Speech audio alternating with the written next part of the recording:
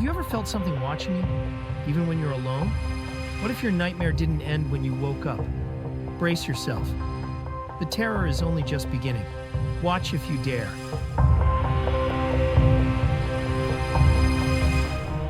Bedtime should have been a happy moment for a tired child. But for me, it was nothing short of a nightmare. While some kids complained about not getting to watch TV or play games before bed, my nights were pure terror. And even now, that feeling still lingers in the back of my mind. As someone who has studied physics, I still can't fully explain what happened to me. But I can say this. The fear I felt was like nothing I had ever experienced before.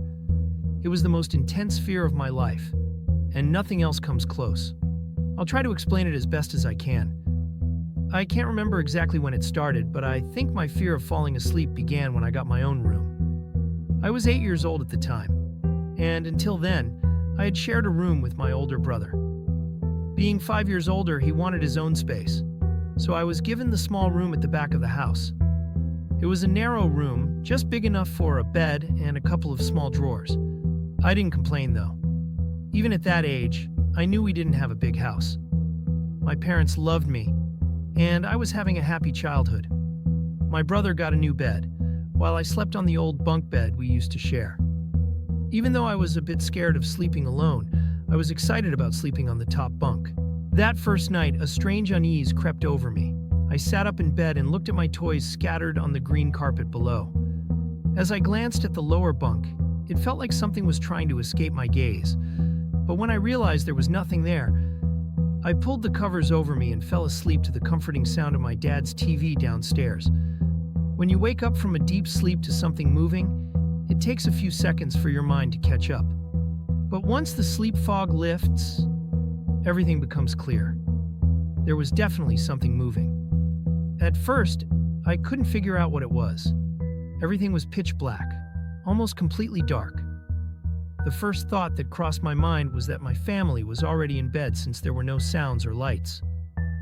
The second thought was the noise that had woken me up. As the last traces of sleep left my mind, the sound became clearer. The bed below me was creaking, as if someone was shifting to find a comfortable position. Was I imagining it?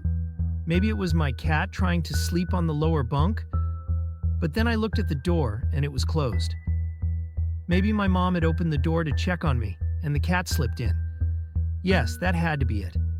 I turned to face the wall and tried to go back to sleep. As soon as I did, the noise stopped. Maybe I had disturbed my cat. But I quickly realized that the visitor below was more sinister than my cat.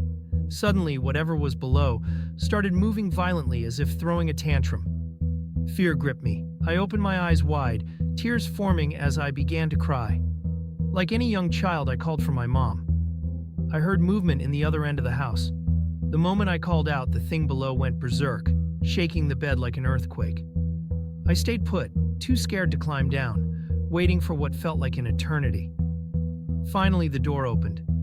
But by then, the lower bunk was empty. My mom tried to calm me down as I cried, but I couldn't tell her what I was afraid of. I felt like if I mentioned it, it would come back. My mom lay down on the lower bunk and promised to stay there until morning.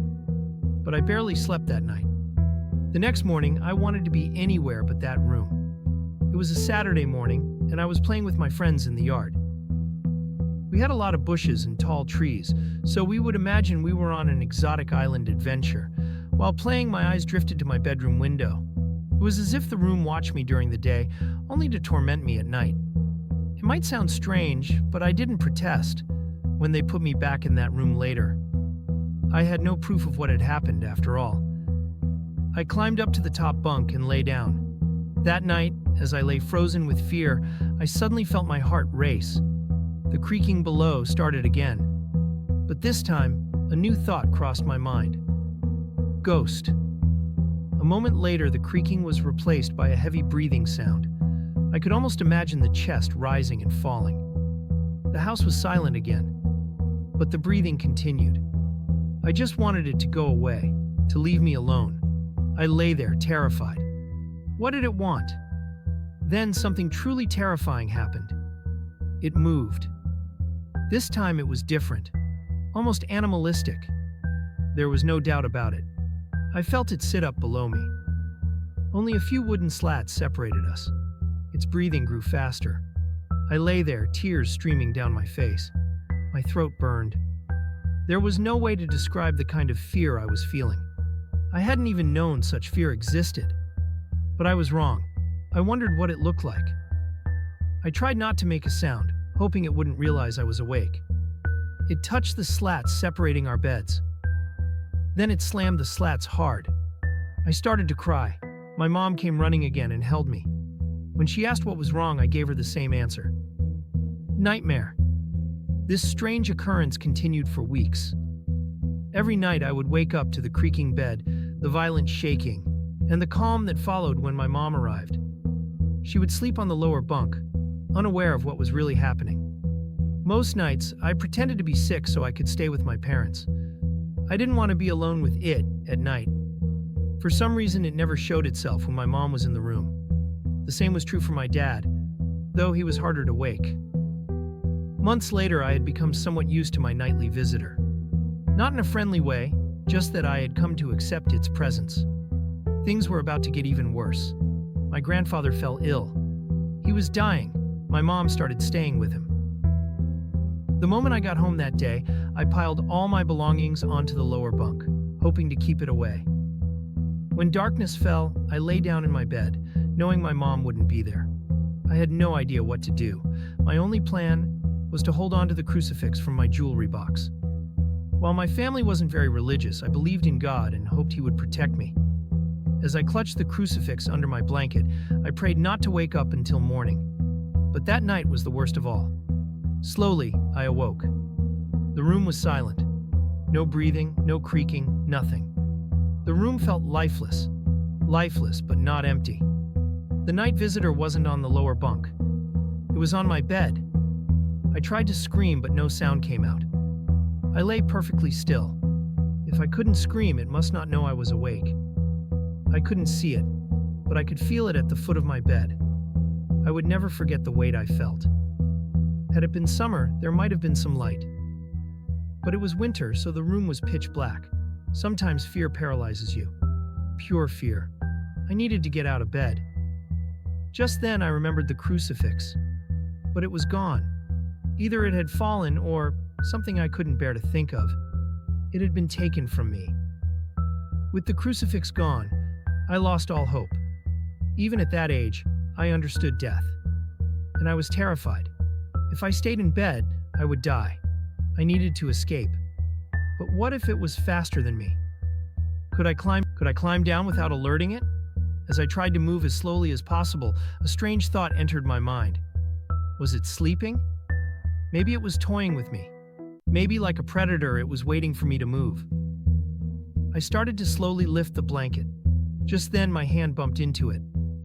My whole body shook with fear. It didn't move. It was as still as death. I wanted to touch its face. I had been curious about it for so long. God, it moved. It grabbed me. Tears filled my eyes. I wanted to scream, but I couldn't. As I looked toward the wall, I realized it wasn't on me. It was clinging to the wall like a spider. Suddenly, it gripped me tighter, as if it sensed my attempt to escape. It started pulling me toward the wall. I fought for my life. I struggled, but it was too strong. I began to cry and scream, but no one came. I realized why it was trying to take me now. Dawn was approaching. It pulled me closer, and I felt its breath.